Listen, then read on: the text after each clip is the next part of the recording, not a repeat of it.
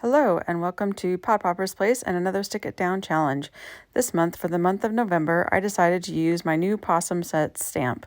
And this is two sets, and I already previously cut out the 3 animals that I'm going to be using for the scene. And then I pulled out some old Stampin' Up! Paper that has these fun cameras on one side and a yellow striped plaid on the other.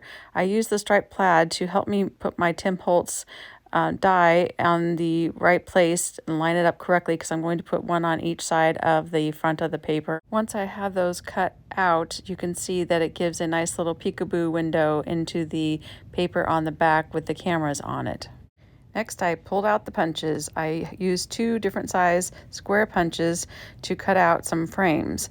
First, I cut out the smaller square, and then I used the larger square to just cut a nice thin edge to cut out a frame for each of my little animals, because I want them to look like they are in picture frames.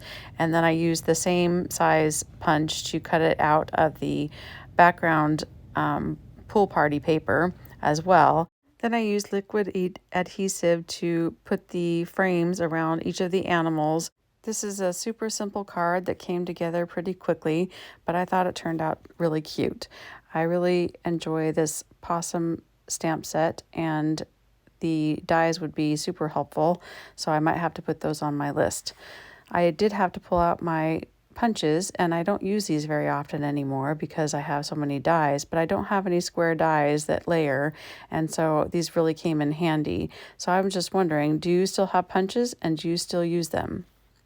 For the final touches, I just added a small sentiment at the bottom that says "we just click," and then I added some embellishments from This Calls for Confetti, some yellow and some silver. Thank you so much for being here. Come again next time when I do a more creative interpretation for this month's challenge. Be sure to check out the challenge below in the description box.